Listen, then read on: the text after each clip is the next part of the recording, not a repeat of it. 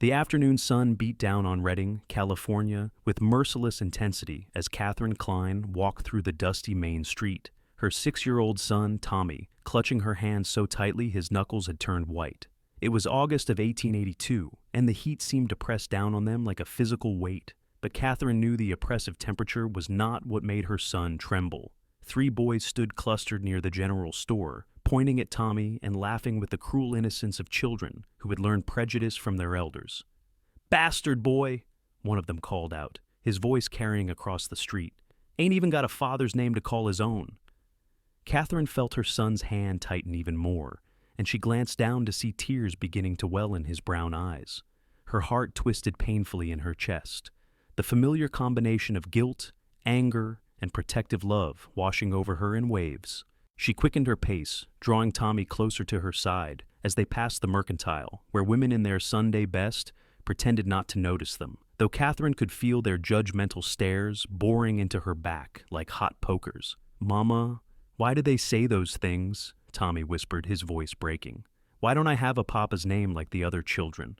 Katherine swallowed hard, her throat constricting with emotion. She had known this day would come, had prepared herself for it countless times, but nothing could have readied her for the raw pain in her son's voice. "You have my name, sweetheart. That makes you special. That makes you mine." But even as she spoke the words, she knew they rang hollow to a child who only wanted to belong, who only wanted to be like everyone else in this small California town where reputation meant everything. And a woman alone with a child born out of wedlock might as well have been branded with a scarlet letter. They made their way to the small boarding house where Katherine worked from dawn until well past dusk, cooking, cleaning, and mending for the residents who paid Mrs. Henderson for room and board. It was honest work, but it barely kept them fed and housed in the cramped servants' quarters behind the kitchen. Katherine had been doing this for 6 years now, ever since Tommy had been born and the man who had promised her the world had disappeared like morning mist, leaving her with nothing but shame and a growing belly. That evening, after Tommy had fallen asleep on their narrow bed, his face still showing traces of dried tears, Katherine sat by the window and stared out at the darkening street. The sound of piano music drifted from the saloon 2 buildings down, mingling with raucous laughter and the occasional shout. She wrapped her arms around herself, feeling the weight of isolation that had become her constant companion. In a town like Redding, where gold fever had brought fortune seekers and families trying to make an honest living, there was no room for a woman who had fallen from grace. The next morning brought no respite from the heat or the harsh realities of their existence.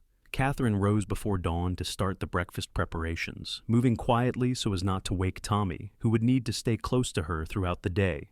Since school was not an option for a child, the other parents refused to let their sons and daughters associate with. She had tried, 3 years ago, to enroll him in the schoolhouse. The teacher, a stern woman named Miss Pritchard, had looked at her with cold eyes and said that while she could not legally refuse the boy, she could not guarantee his safety or well-being among children who had been raised to understand the importance of moral character. Katherine had withdrawn the application that very day, unable to bear the thought of her sweet Tommy being subjected to daily torment and exclusion. Instead, she taught him herself in the evenings, using the few books she owned and whatever newspapers she could salvage from the boarding house parlor. Tommy was bright and eager to learn, and sometimes Katherine allowed herself to imagine a different future for him, one where his birth circumstances would not define his entire existence. The boarding house began to stir as the residents woke and made their way to the dining room for breakfast.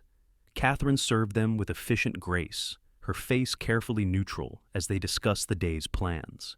Most were miners or merchants, men passing through Redding on their way to or from the gold fields further north. They rarely acknowledged her beyond giving their orders, which suited Katherine fine. Invisibility was safer than attention. She was clearing plates when the door to the boarding house opened, and a man walked in who immediately commanded the attention of everyone in the room. He was tall, with broad shoulders that spoke of hard physical labor, and he moved with the easy confidence of someone comfortable in his own skin. His dark hair was slightly too long, curling at the collar of his worn but clean shirt, and his face was weathered by sun and wind in a way that suggested he spent most of his time outdoors. But it was his eyes that caught Katherine's attention, even though she tried not to look directly at him. They were a striking shade of blue-gray, clear and direct, and when they swept across the room, they seemed to actually see the people they landed on, not just look through them. "Help you, stranger?" Mrs. Henderson bustled forward, her businessman's instinct overriding her natural suspicion of newcomers. "Looking for a room if you have one available," the man said.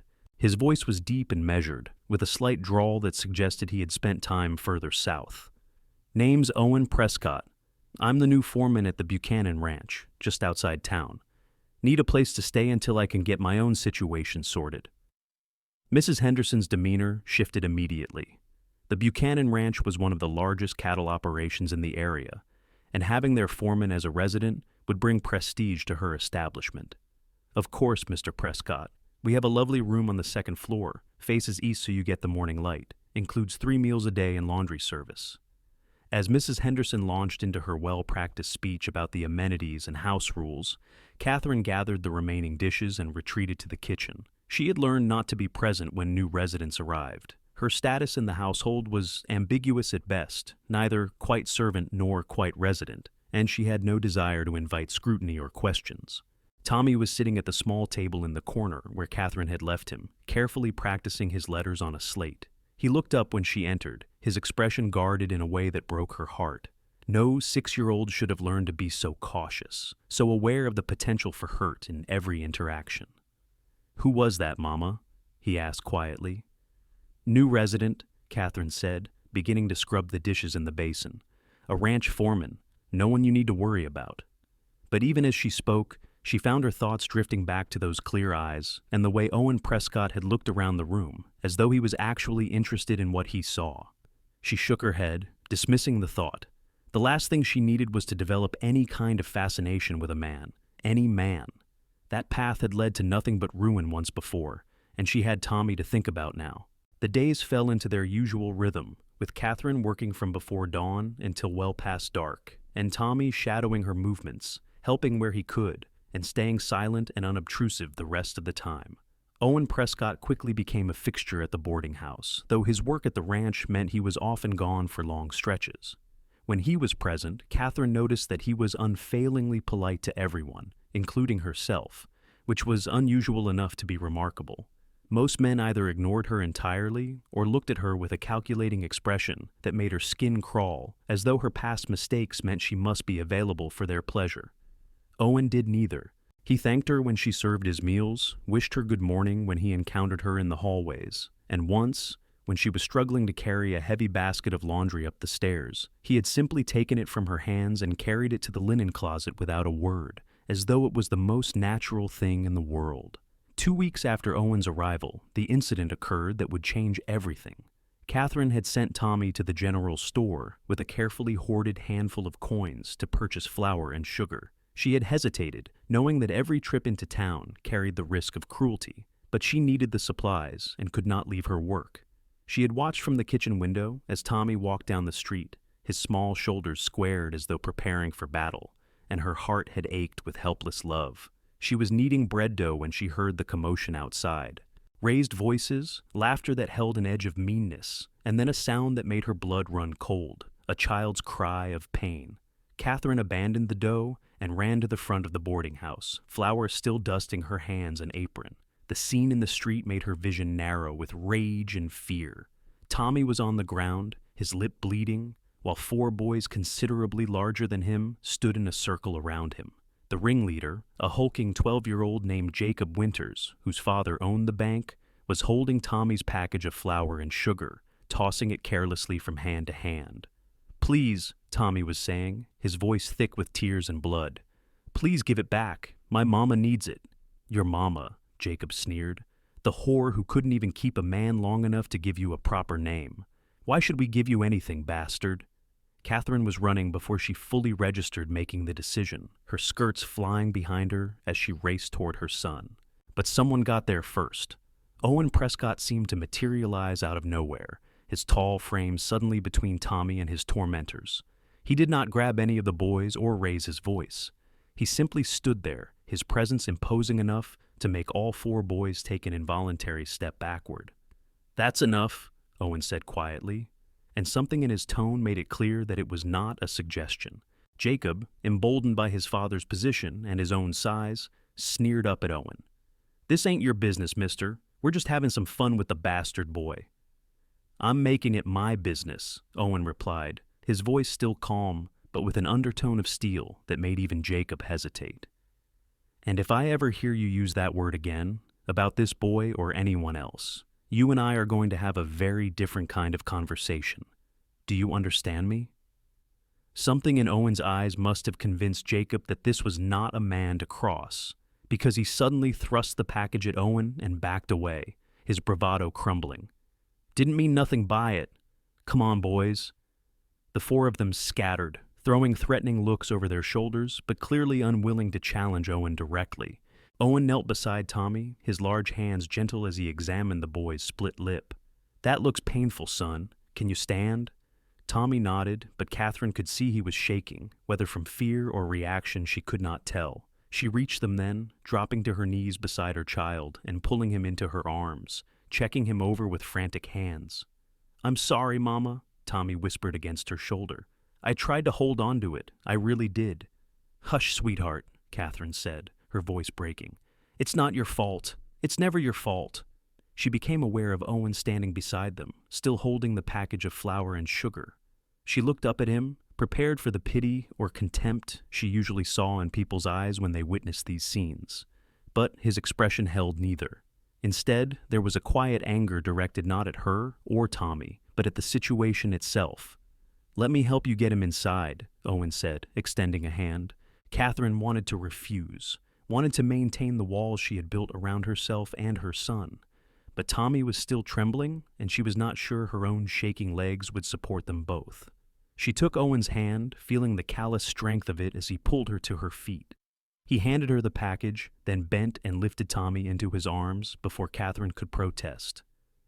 "I can walk," Tommy said, but his voice was small, and his arms wrapped around Owen's neck as though he had no intention of letting go.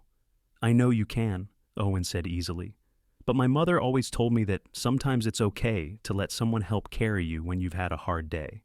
And I'd say you've earned that today." They walked back to the boarding house in silence, and Katherine was intensely aware of the stares following them. By evening, everyone in Reading would know that the bastard boy had been in another fight, and that the new ranch foreman had intervened. She could already imagine the speculation and gossip, and her stomach churned with anxiety. Owen carried Tommy through to the kitchen and set him gently on a chair. Katherine immediately began fussing over her son, fetching water and a clean cloth to tend to his cut lip. Her hands were shaking so badly she nearly dropped the basin, and suddenly Owen was there, steadying it. "Thank you," Katherine managed, not meeting his eyes, "for what you did out there. You didn't have to intervene." "Yes, I did," Owen said simply. "No child deserves to be treated that way." Katherine felt something crack inside her chest, some small piece of the armor she had built up over the years. She blinked hard against the tears that threatened to spill over, focusing on cleaning Tommy's face. "Well, regardless, I'm grateful." Owen was silent for a moment, and when Katherine finally risked a glance at him, she found him watching Tommy with an expression she could not quite read. "How often does this happen?" he asked quietly. Katherine's hands stilled. She wanted to lie, to minimize, to protect what little dignity they had left. But something about Owen's direct gaze made evasion seem pointless. "Often enough," she admitted. "They've learned from their parents that Tommy is somehow less than they are because he doesn't have a father's name. Because I made a mistake when I was young and foolish, and I've spent every day since paying for it." The bitterness in her voice surprised even herself. She had learned to keep her emotions carefully controlled, to present a neutral face to the world no matter what she felt inside. But the events of the day had stripped away her usual restraint, leaving her raw and exposed. "The boy didn't make any mistake," Owen said, and there was something fierce in his voice. "And neither did you, from what I can see. You're raising a good son under circumstances that would break most people. That takes more courage than anything those narrow-minded fools in this town will ever have." Katherine stared at him, stunned. In 6 years, not a single person in Reading had spoken to her with anything approaching respect. She had grown so accustomed to contempt and judgment that simple kindness felt like a foreign language. "You don't know anything about me," she said, but there was no heat in the words. "I know what I see," Owen replied, "and I see a strong woman doing her best by her son. The rest is just noise. Tommy had been watching this exchange with wide eyes, his split lip forgotten. Now he spoke up, his voice hesitant. "Are you really a cowboy, sir? Like the ones who drive the cattle up from Texas?"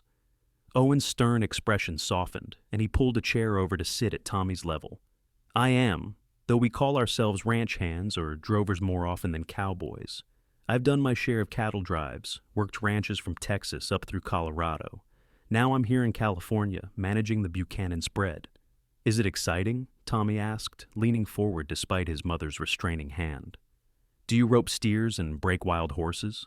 "Sometimes," Owen admitted, "though mostly it's hard work in all kinds of weather, dealing with ornery cattle who would rather be anywhere but where you need them to go. But yes, there are exciting moments, and it's a good life if you don't mind being in the saddle more than you're on your feet." Tommy's eyes were shining now, his earlier humiliation temporarily forgotten. "I want to be a cowboy when I grow up. I want to ride the range and sleep under the stars and be brave like the men in the stories." Katherine felt her heart constrict. Tommy's dreams were so big, and the world's willingness to let him achieve them was so small. She opened her mouth to offer some gentle caution, but Owen spoke first. "Well, that's a fine ambition," he said seriously, as though discussing matters of grave importance with an adult. "Being a ranch hand takes skill and determination. You have to learn how to read the land and the animals, how to handle a rope and a horse, how to work as part of a team.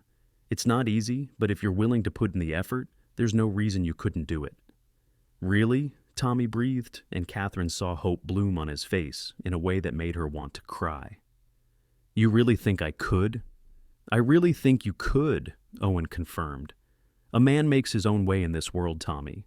It doesn't matter what name he was born with or what circumstances brought him into it. What matters is the kind of man he chooses to be." He paused, then added casually, "If you want, I could teach you a few things, starting with how to throw a proper punch so the next time someone comes at you, you can defend yourself." "Owen," Katherine said sharply, finding her voice, "I don't want him fighting."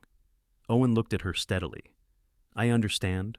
But the world being what it is, he's going to be in situations where he needs to protect himself. Better he knows how to do it properly than flailing around and getting hurt worse." He turned back to Tommy. "I'm not talking about starting fights, son. I'm talking about finishing them when someone else starts them. There's a difference." Tommy looked between Owen and Katherine, his expression hopeful but uncertain. Katherine wanted to refuse, to keep her son safe in the limited way she could. But she also knew Owen was right.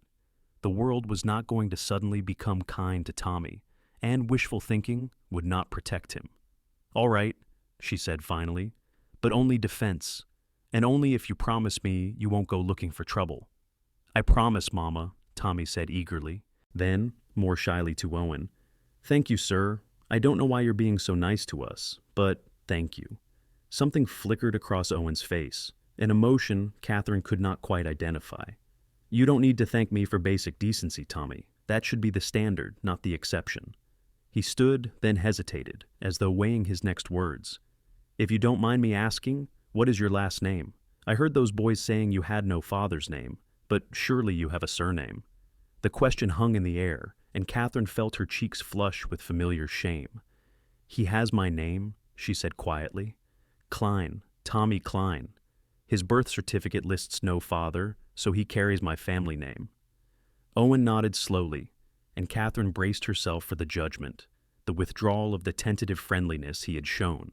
But instead, he simply said, "Klein is a good name. German, isn't it? Means small. Though I suspect Tommy here is going to grow up to be anything but small." The casual acceptance in his voice made Katherine's throat tighten with emotion. She busied herself with putting away the supplies, not trusting herself to speak without her voice breaking. Owen moved toward the door, then paused. "Mrs. Henderson mentioned there's a church social coming up in a few weeks, music and dancing and such. Will you be attending?" Katherine almost laughed at the absurdity of the question. "The church ladies have made it quite clear that my presence at such events is not welcome. They fear I might contaminate their daughters with my moral laxness." The bitterness was back in her voice, sharp and acidic. Owen's jaw tightened. "That's their loss, then. For what it's worth, I think their moral laxness in showing such cruelty to a woman and child is far worse than any mistake you might have made.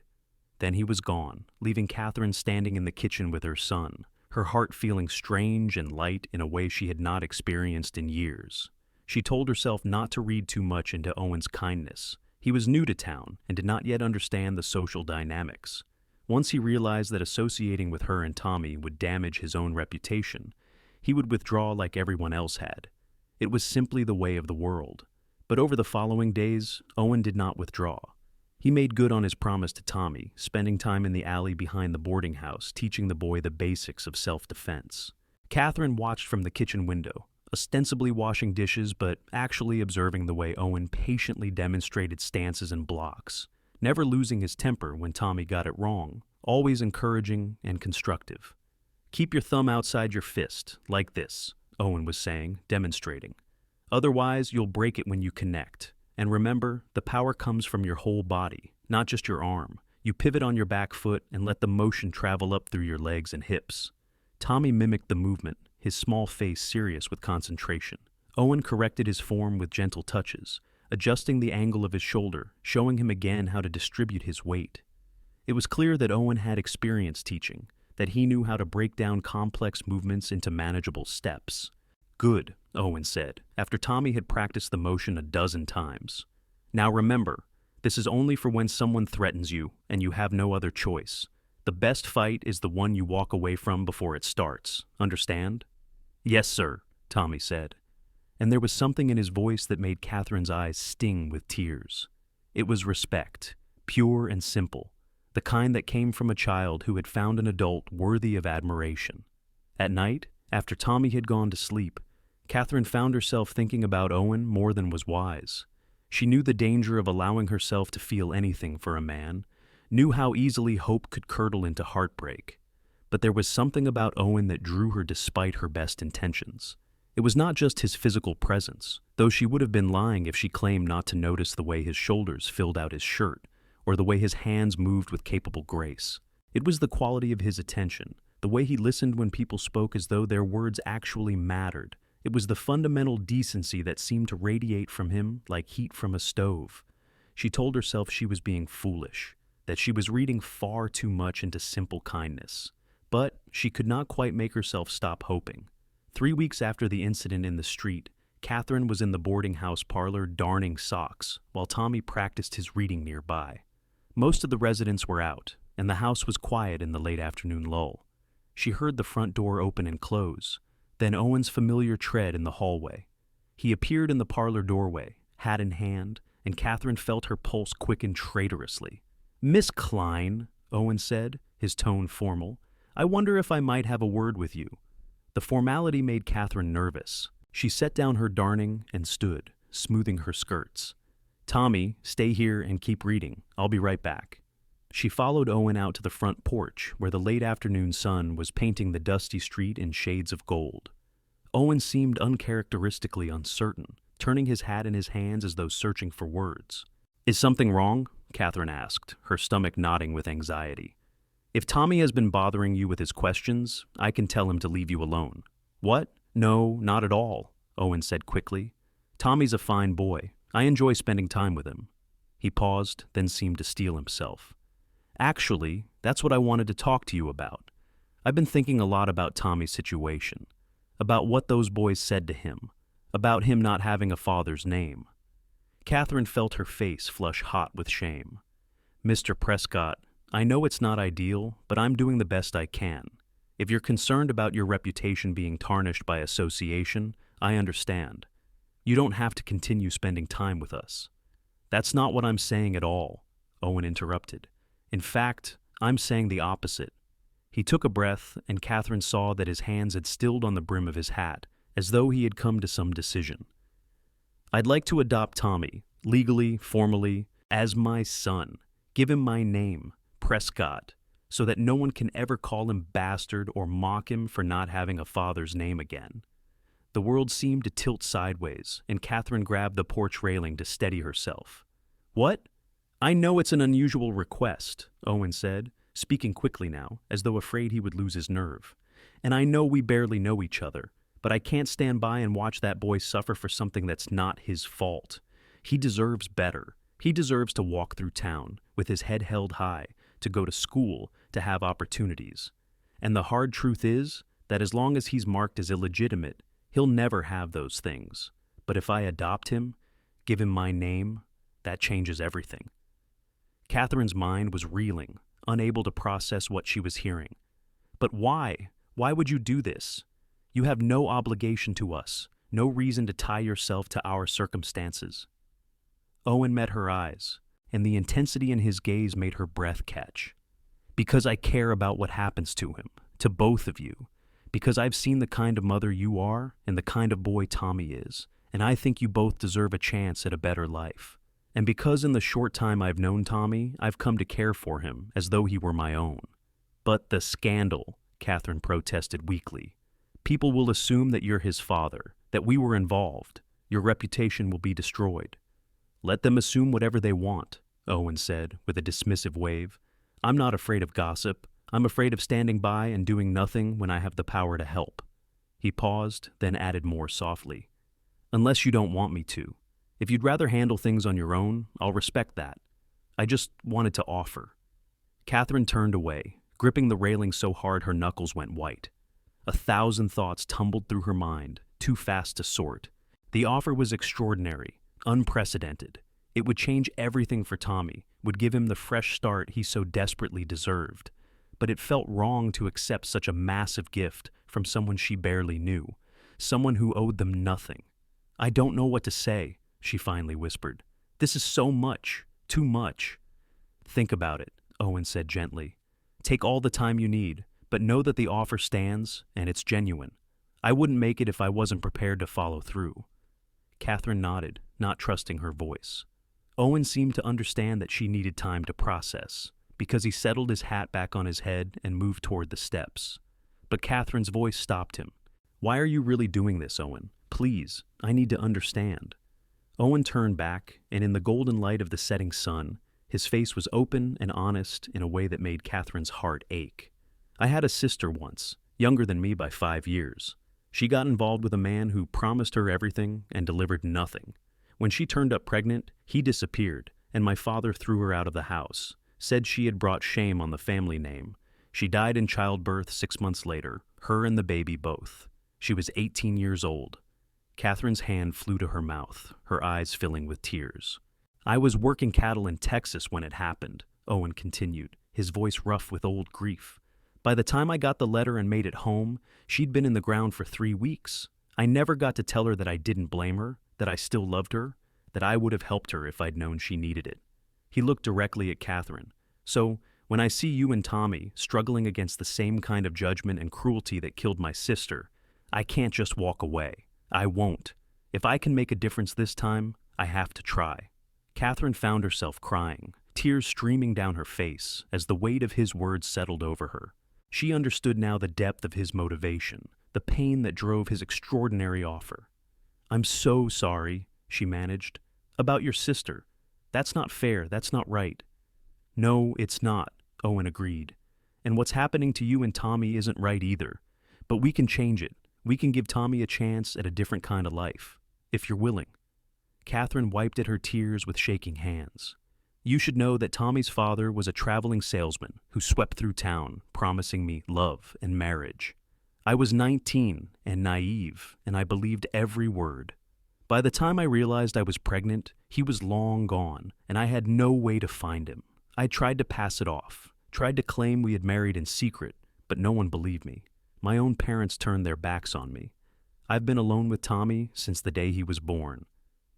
She had never told anyone the full story before, had learned to keep her history close to her chest, but something about Owen's confession demanded equal honesty from her. That man was a fool, Owen said quietly, to have you and walk away. But his loss doesn't have to be Tommy's punishment, or yours. The simple conviction in his words undid something inside Katherine.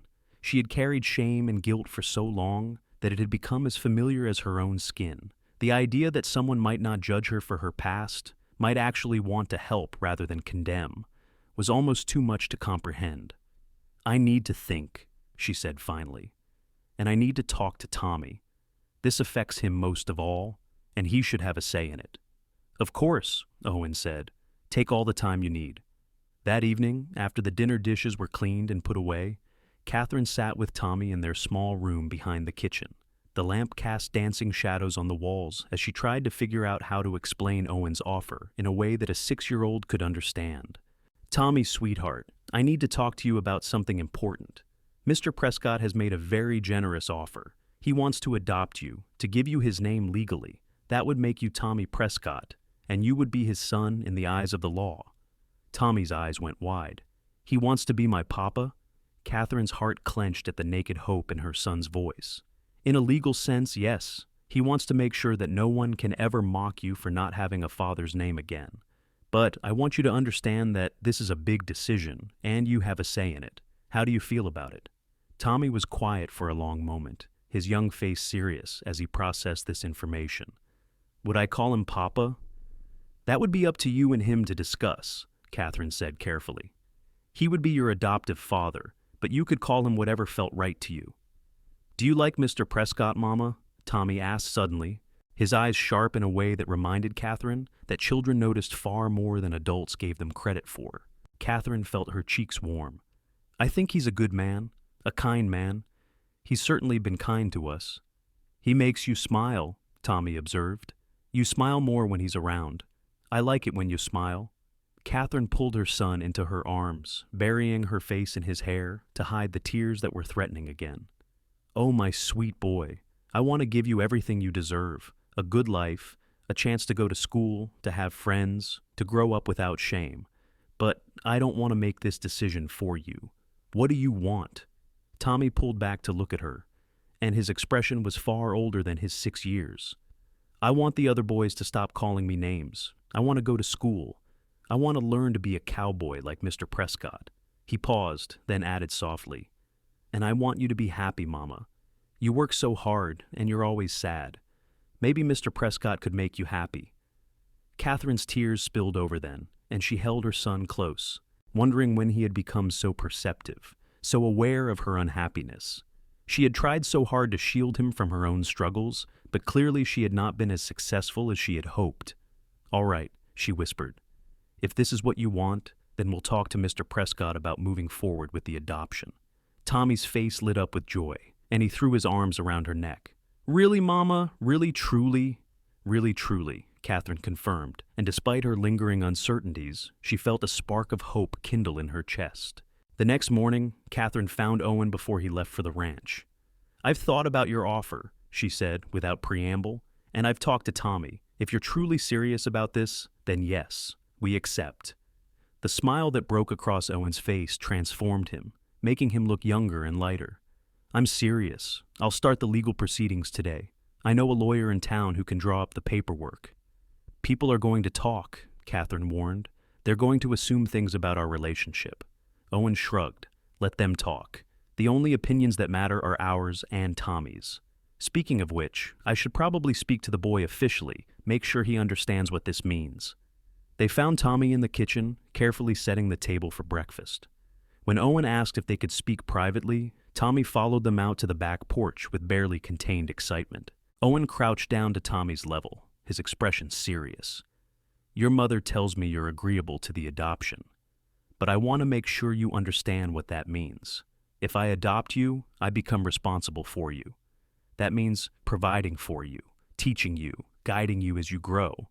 It means you would be my son, legally, with all the rights and responsibilities that entails. And it means you would carry my name. You would be Tommy Prescott." "Tommy Prescott," the boy repeated, testing out the name. A slow smile spread across his face. "I like it. It sounds strong." "It is a strong name," Owen agreed, "and it's a name I'm proud to share with you. But I want you to know that this isn't just about the name. I'm committing to being in your life from now on, to being there for you when you need me. Can you accept that?" "Yes, sir," Tommy said solemnly. Then, more hesitantly, "What should I call you? Papa, or Mr. Prescott, or something else?" Owen considered this. "What would you like to call me?"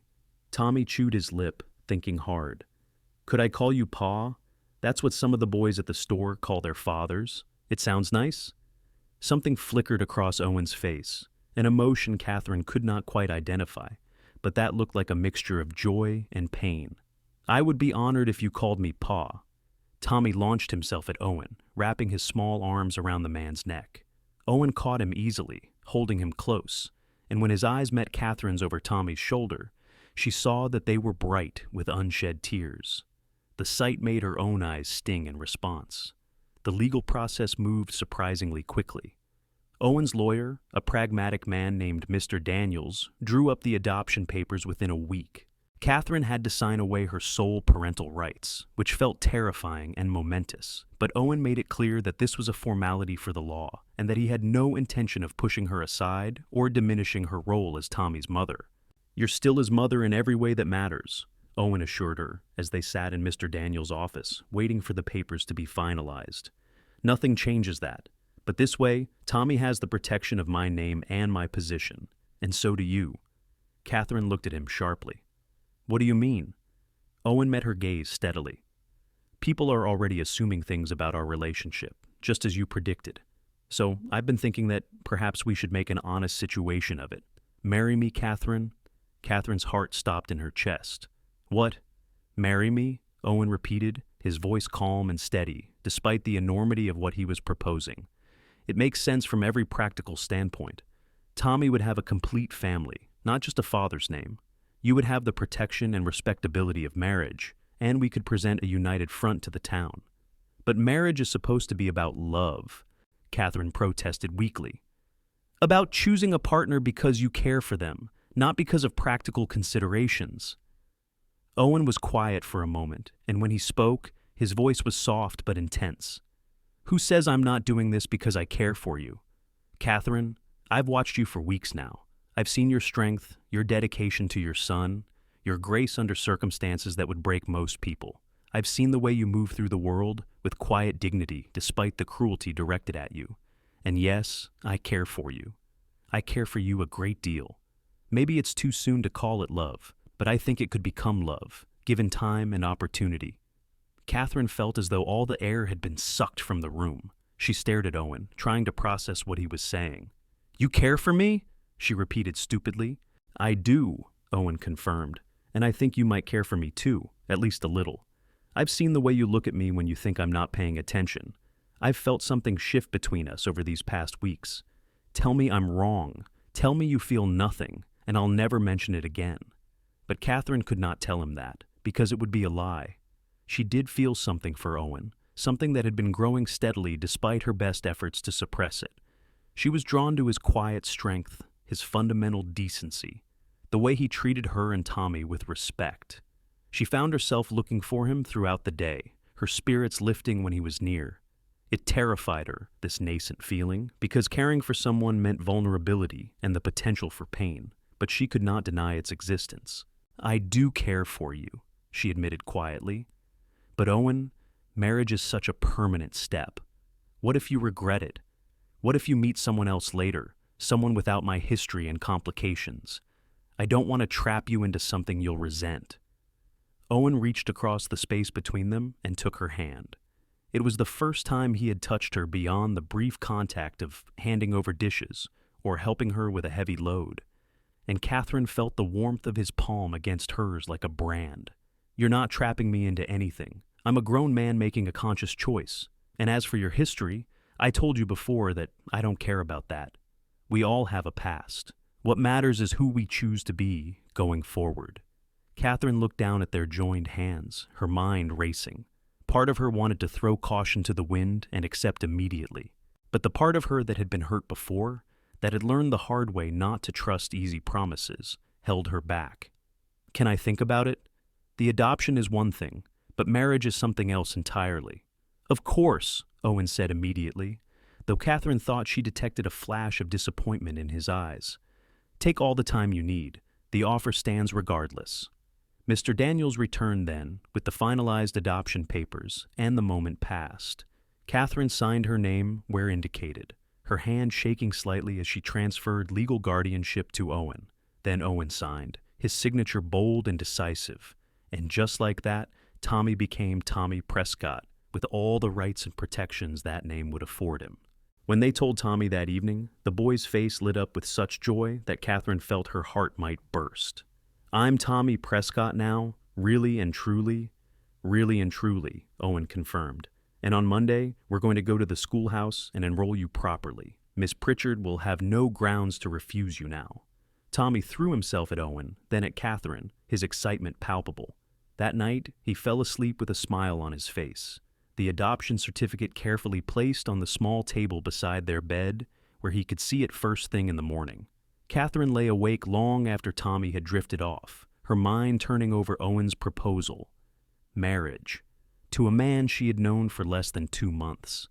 It was madness. It was impulsive and reckless, the very kind of behavior that had gotten her into trouble the first time. But there was a crucial difference, she realized. With Tommy's father, she had been swept up in passion and pretty words, had made decisions based on emotion rather than reality. With Owen, the situation was reversed. The practical considerations were sound, and the emotional connection, while present, was still developing. There was no wild rush of infatuation clouding her judgment. Instead, there was a growing respect and affection, the kind of solid foundation that marriages were supposed to be built on. She thought about what marriage to Owen would mean: security for Tommy and herself, respectability, a chance at a normal life. But beyond that, she thought about waking up beside Owen every morning, sharing meals and conversations, building a life together. The thought did not fill her with dread or reluctance. Instead, she felt a flutter of anticipation, of hope for something she had never thought she would have. By the time the sun rose the next morning, Katherine had made her decision. She found Owen in the dining room at breakfast, and she must have had some particular expression on her face because he immediately stood, his eyes questioning. Katherine glanced around at the other residents, then gestured toward the parlor. Owen followed her, and they stood facing each other in the empty room, morning light streaming through the windows. "I've thought about your proposal," Katherine said, her heart pounding so hard she was sure Owen must be able to hear it. "And my answer is yes, I'll marry you." Owen's face transformed, a smile breaking across his features like sunrise. "You will?" "I will," Katherine confirmed. "You're right that it makes sense practically. But more than that, I think we could be happy together. I think we could build something good. And I want that. For Tommy, yes, but also for myself. I want a chance at a real life, at a partnership with someone who sees me as more than my mistakes." Owen closed the distance between them, taking both her hands in his. "I see you, Katherine, and I promise you, I will do everything in my power to make sure you never regret this decision." Katherine felt tears prick at her eyes, but for the first time in years, they were tears of happiness rather than sorrow. "When?" she asked. "When should we marry?" "As soon as possible," Owen said. "No point in waiting when we've already made the decision. We can go to the courthouse this week, get married by the justice of the peace, unless you want something more elaborate." Katherine almost laughed at the idea. "No, the courthouse is fine. I don't think the church would welcome us anyway, and I have no family to invite. Simple is better." "Simple it is," Owen agreed. He hesitated, then lifted one of her hands to his lips, pressing a gentle kiss to her knuckles. The gesture was old-fashioned and courtly, and it made Katherine's pulse race. "I'm going to do right by you, Katherine. By you and Tommy both. I swear it." They were married 3 days later, in a brief ceremony at the courthouse, with Mr. Daniels serving as witness along with his wife. Katherine wore her best dress, a simple blue cotton that brought out her eyes, and Owen wore a suit that looked freshly pressed for the occasion. Tommy stood between them, his hand in Katherine's, beaming with joy as the justice of the peace recited the traditional vows. When Owen slipped the simple gold band onto Katherine's finger, she felt the weight of it like a promise. And when the justice pronounced them husband and wife, and Owen leaned down to kiss her for the first time, Katherine felt something inside her chest unfurl like a flower opening to the sun. The kiss was gentle and brief, appropriate for a public setting, but it held the promise of more to come. After the ceremony, Owen surprised both Katherine and Tommy by announcing that he had rented a small house on the outskirts of town. "I know it's not much," he said as he led them down the dusty street, past the boarding house where Katherine had lived for so long. "But it's ours, a fresh start for our new family." The house was indeed modest, just 3 rooms and a kitchen, but to Katherine it might as well have been a palace. It had real glass windows with curtains, a wood floor that had been recently swept, and furniture that was simple but sturdy. In the bedroom, there was a double bed for her and Owen, and in the smaller second room, a narrow bed had been set up for Tommy. Tommy ran through the house with delight, examining everything, claiming his new room with possessive joy. Katherine stood in the main room, overwhelmed by the reality of this new life. She had gone from servant quarters behind a kitchen to being the mistress of her own home in the span of a few days. It felt surreal, like a dream she might wake from at any moment. Owen came up behind her, his presence warm and solid. "Do you like it?" he asked, and there was genuine uncertainty in his voice, as though her opinion mattered deeply to him. "I love it," Katherine said honestly. "Owen, this is more than I ever dreamed possible. Thank you." "You don't have to thank me," Owen said. "This is what family does. We take care of each other." Family. The word resonated in Katherine's chest, foreign and wonderful. She turned to face Owen, reaching up to touch his cheek wonderingly. "I still can't quite believe this is real, that you're real." Owen covered her hand with his own, his eyes intense. "I'm real. This is real. And I meant every word I said to you, Katherine. I care for you. I want to build a life with you. And I'm hoping that in time, you might come to care for me, too." "I already do," Katherine whispered. "That's what scares me." Owen pulled her close, wrapping his arms around her in their first real embrace. Katherine melted into him, resting her head against his chest and listening to the steady beat of his heart. She felt safe here, protected in a way she had not felt since she was a child herself. But more than that, she felt seen and valued, as though she was someone worth caring for, rather than someone to be ashamed of. That night, after Tommy had been tucked into bed in his new room, Katherine and Owen faced each other in their bedroom with a mixture of anticipation and nervousness. They were married now, husband and wife, and the expectations that came with that were clear. But there was an awkwardness too, the uncertainty of two people who were still largely strangers, despite the vows they had exchanged. "We don't have to," Owen said quietly, reading the tension in Katherine's posture. "Rush anything, I mean? I'm not expecting you to immediately be comfortable with all aspects of marriage. We can take things slowly, get to know each other better first." Katherine was touched by his consideration, but she also knew that putting things off would only make the awkwardness grow. And more than that, she found that she wanted this closeness with Owen, wanted to seal their marriage in the most intimate way possible. It would be different from her previous experience, she told herself. This time, she was with a man who respected her, who had proven his character through actions rather than empty words. "No," she said, stepping closer to him. "I want this. I want us to be truly married." Owen's eyes darkened with desire, but he moved slowly, giving her every opportunity to change her mind.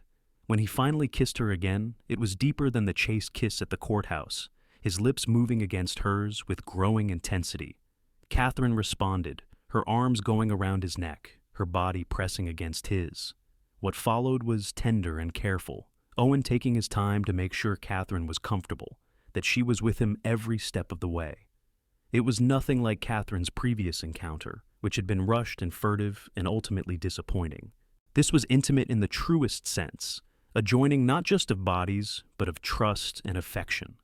When it was over, Katherine lay curled against Owen's side, her head on his chest, feeling more content than she could remember being in years. "Are you all right?"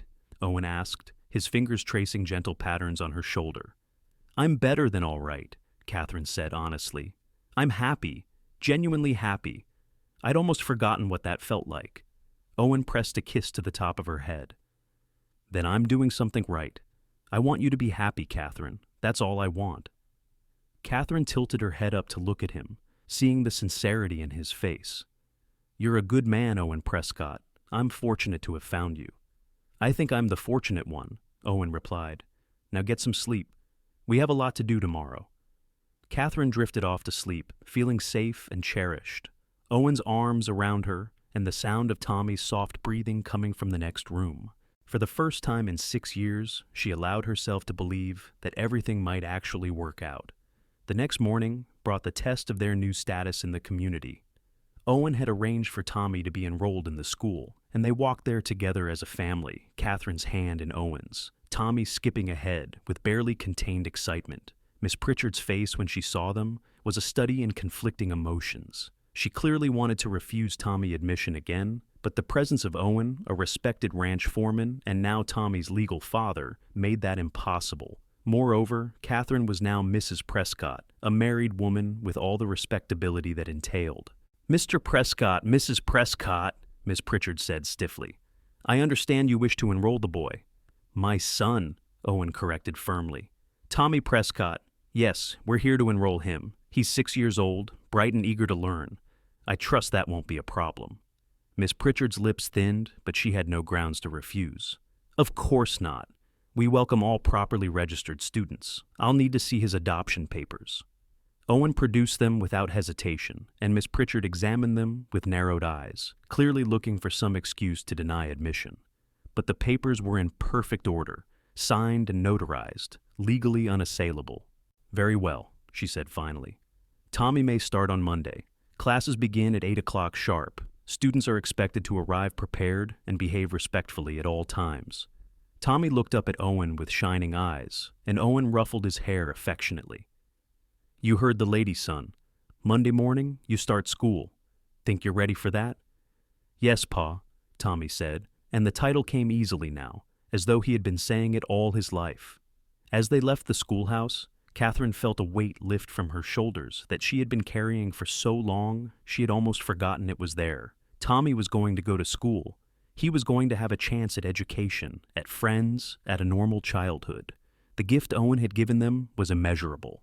"Thank you," she said to Owen as they walked home, Tommy running ahead to chase a butterfly. "For everything you've done. I don't have adequate words to express how much this means to us." Owen squeezed her hand.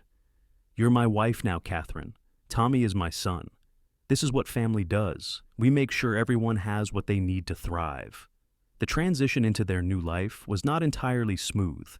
There were plenty of people in Reading who looked at the Prescott family with suspicion and disapproval, who whispered behind their hands about the convenient timing of the marriage and adoption.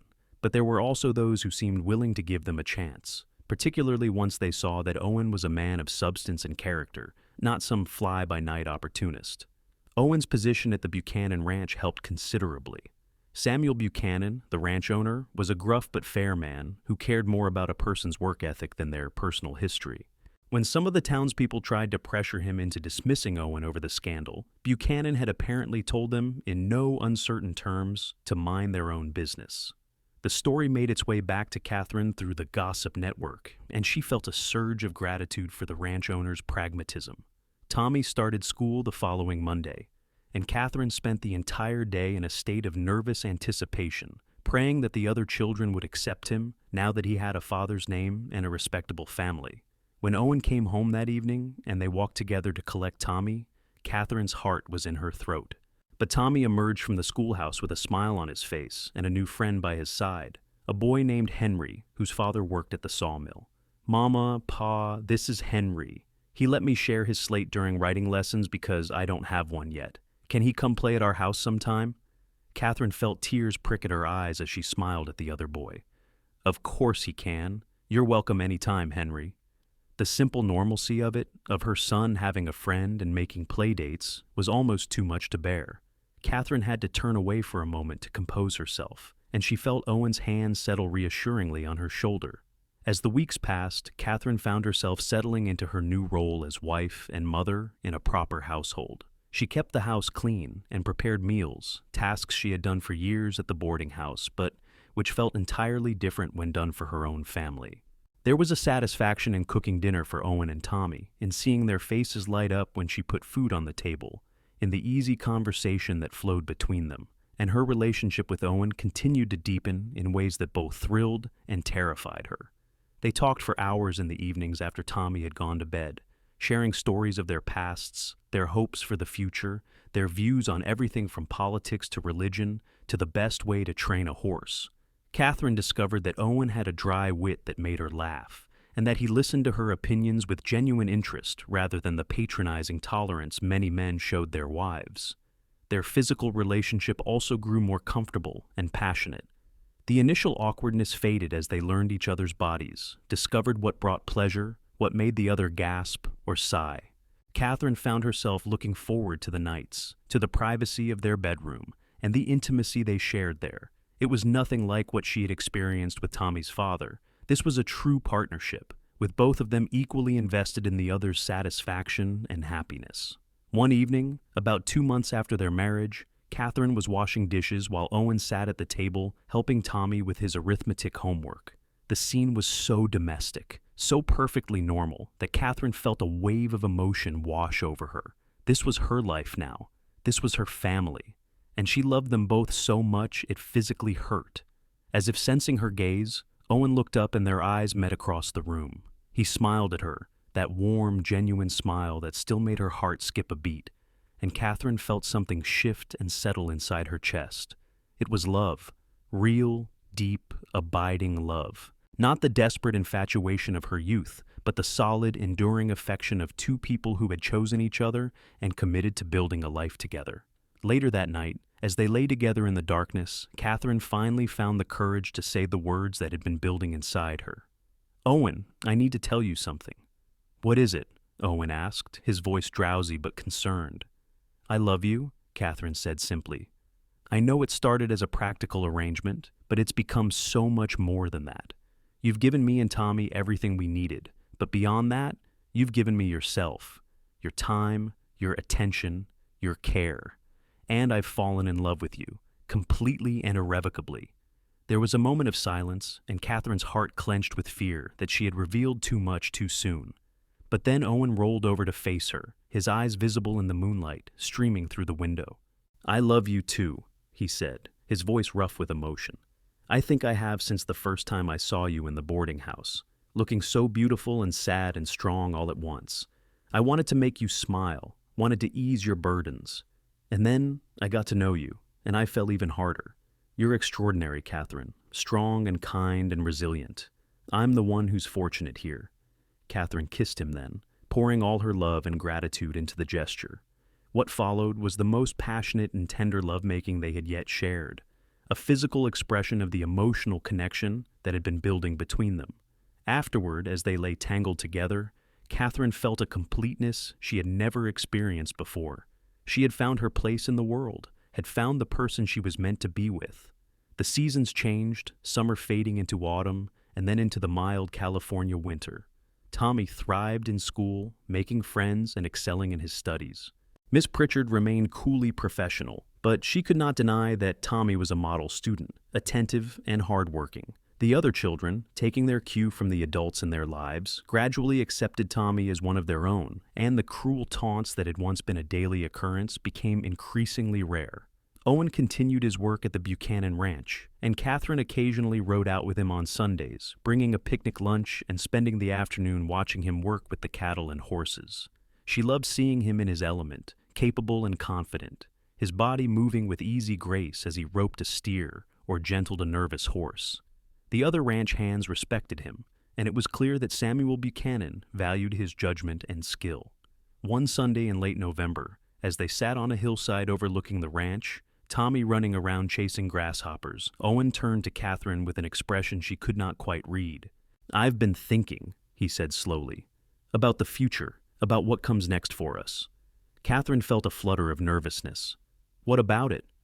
"Buchanan mentioned that he's thinking of retiring in a few years. He's getting older, and his children have no interest in ranching. He asked if I might be interested in buying the place from him, maybe working out some kind of arrangement where I pay him over time." Katherine's eyes widened. "Owen, that would be a tremendous opportunity, your own ranch, but it would also be a huge financial commitment." "I know," Owen said, "but I've been saving for years, and Buchanan is willing to be flexible on the terms. I think we could make it work, but it would mean even longer hours, at least at first, more responsibility. And it would affect you and Tommy too. I wanted to make sure you were all right with it before I seriously considered it." Katherine looked out over the rolling hills, the cattle grazing peacefully, the mountains rising in the distance. She thought about what it would mean to own their own ranch, to have that kind of security and independence. It would be hard work, certainly, but they had never been afraid of hard work. "I think you should do it," she said finally. "If it's what you want, if it's what you think is best for our family, then I'm behind you completely."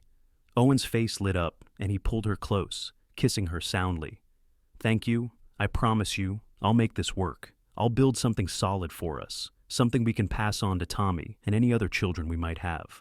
The casual mention of other children made Katherine's heart skip a beat.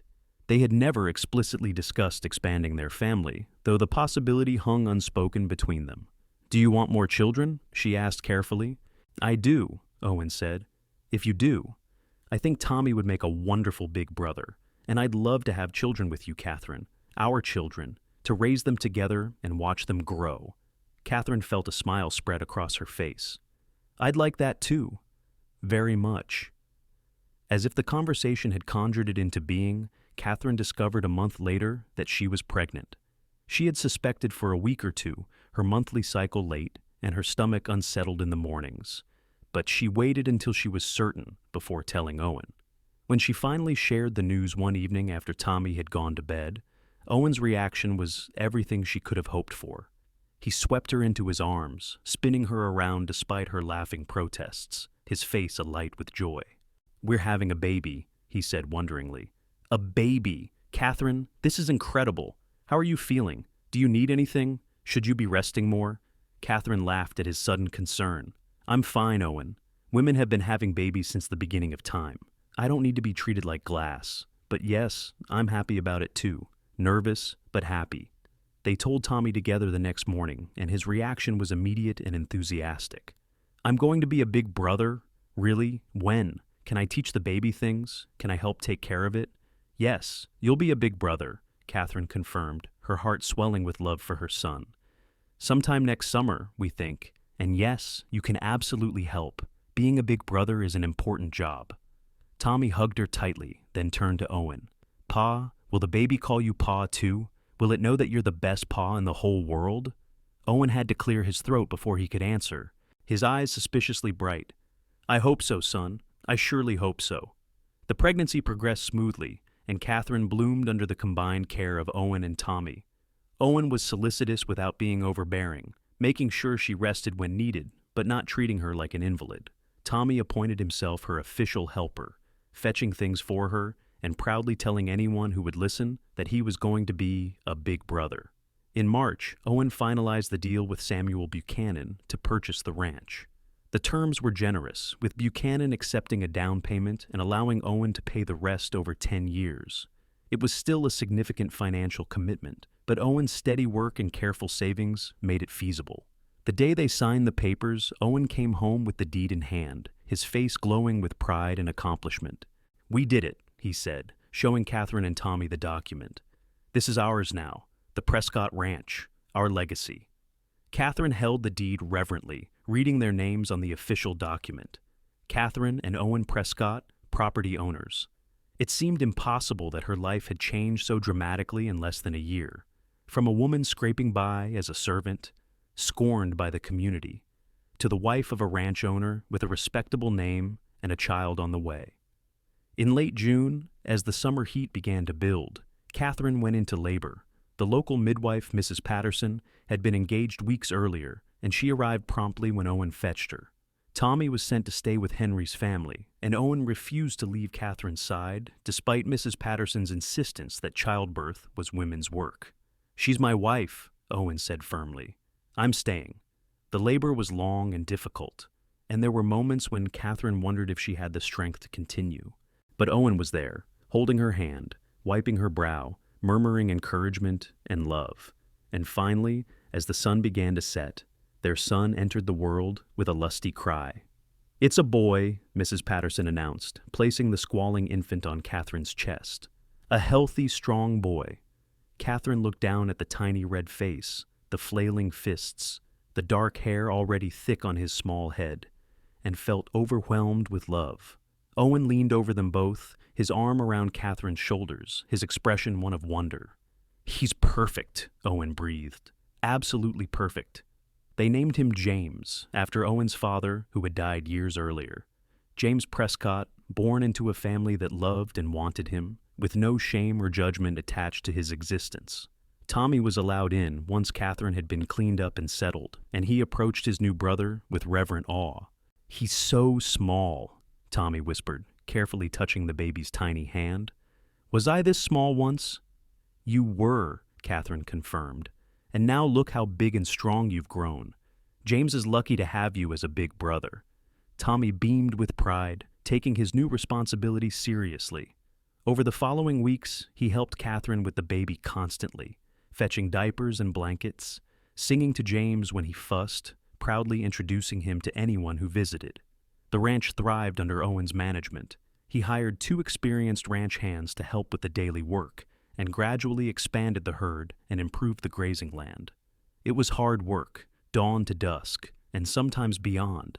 But Owen had never been afraid of hard work, and Katherine was right there beside him, managing the household, raising the children, and occasionally riding out to bring him lunch and spend a few moments in the sunshine. Their love continued to deepen with each passing season. They had their disagreements, certainly, moments of frustration or misunderstanding, but they had learned to talk through their problems, to listen to each other, and find compromises. The foundation of respect and affection they had built made weathering the challenges possible.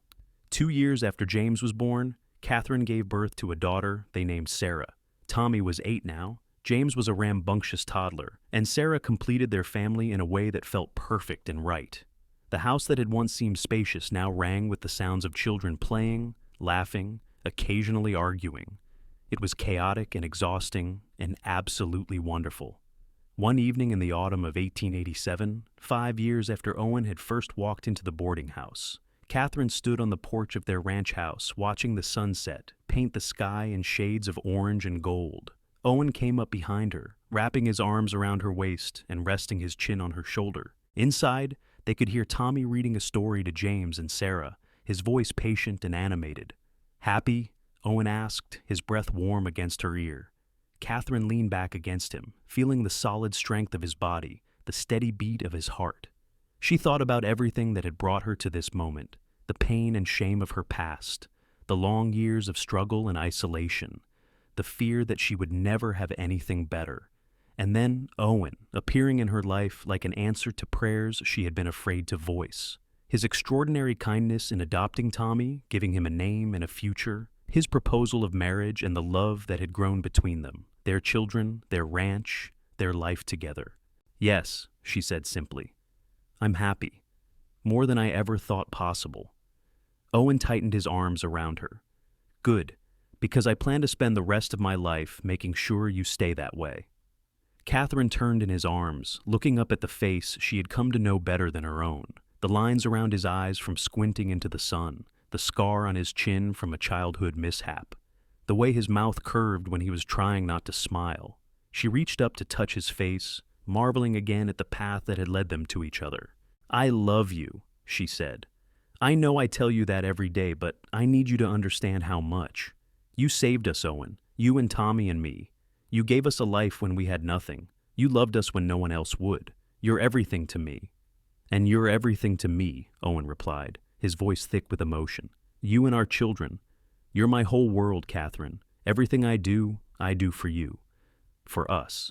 He kissed her then, tender and deep, and Katherine felt the same flutter of excitement and love that she always did when he touched her. After 5 years of marriage, the passion between them had not faded. If anything, it had grown stronger, enriched by the deep emotional connection they shared.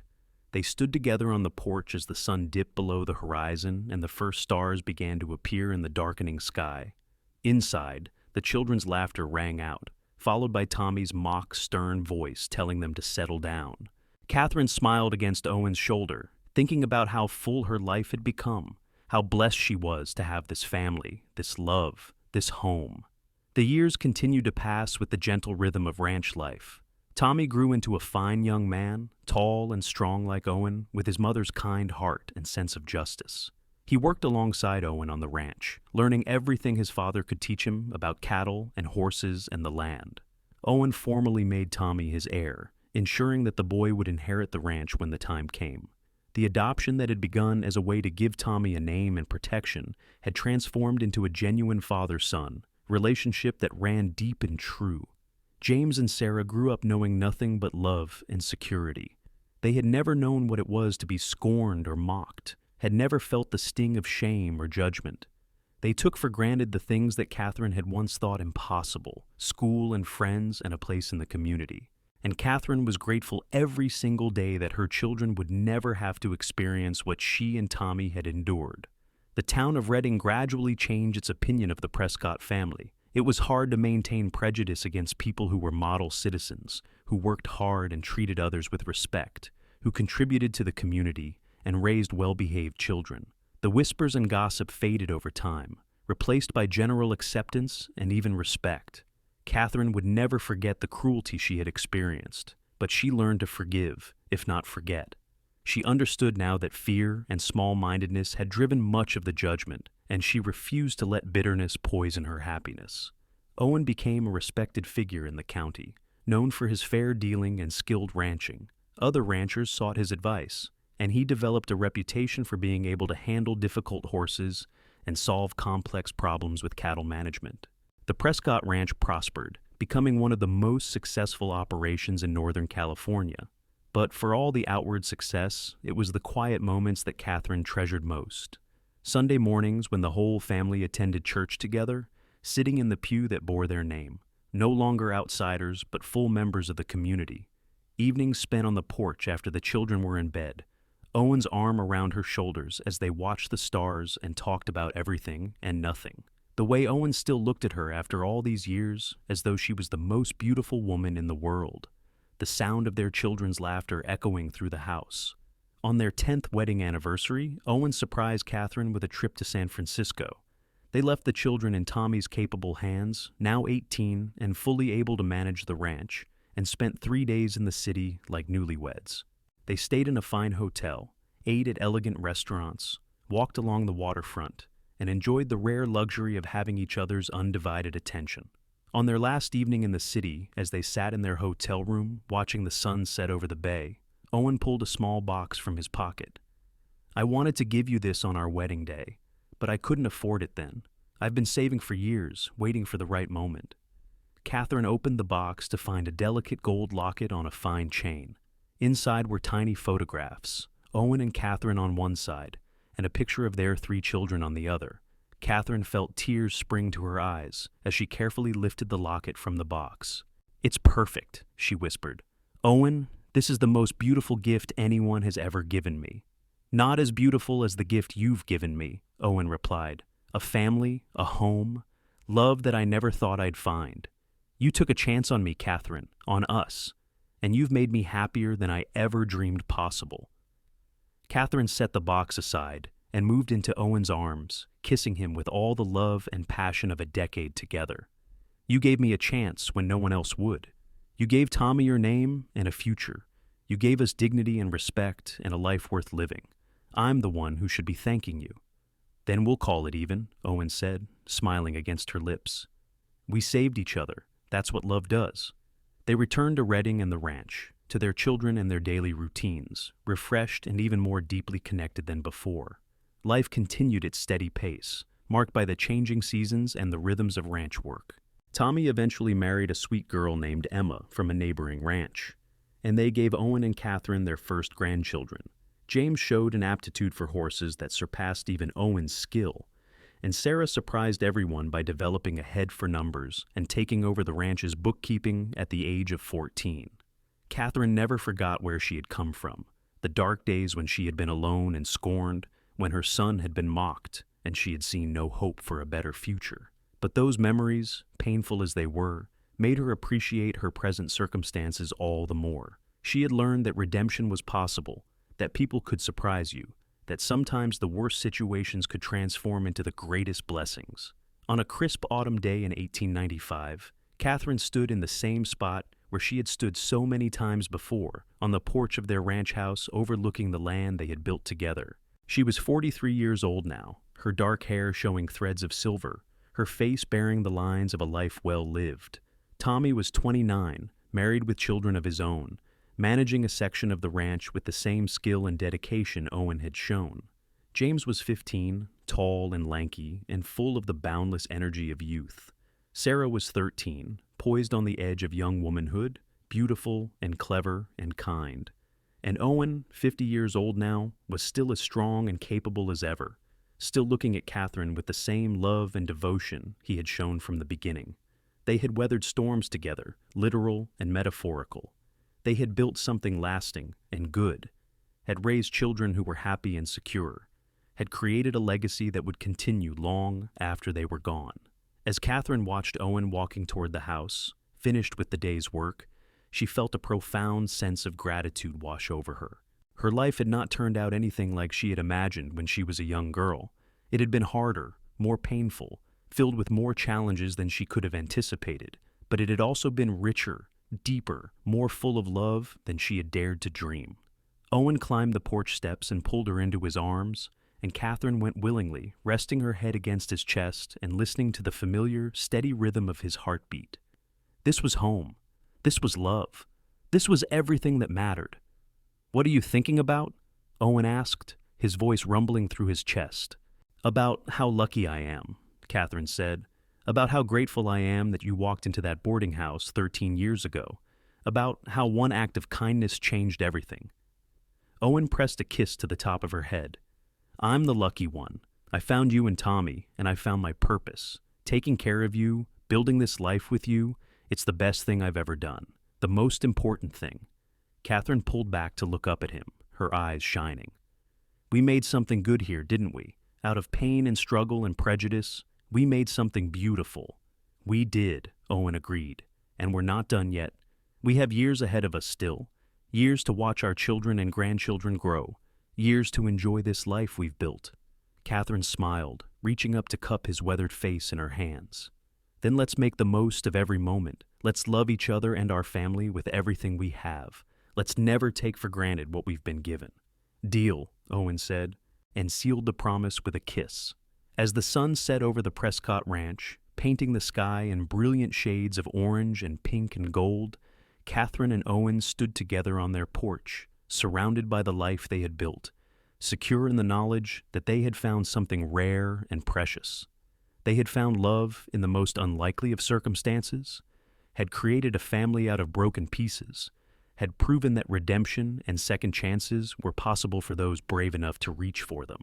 The boy who had been mocked for having no father's name was now a man with a family of his own, respected and loved, carrying the name Prescott with pride and honor. The woman who had been scorned and judged had become a pillar of the community, a devoted wife and mother, living proof that past mistakes did not define a person's worth or determine their future. And the cowboy who had taken a chance on a broken woman and her fatherless son had found his greatest reward not in the success of his ranch or the respect of his peers, but in the love of his family and the knowledge that he had made a real difference in the world. Together, they had built something that would last far beyond their own lifetimes, a legacy of love, of second chances, of the transformative power of choosing kindness and compassion over judgment and cruelty. And as they stood there in the fading light, surrounded by everything they had created together, Katherine and Owen knew without doubt that they had found exactly what they had been searching for all along: each other, home, forever.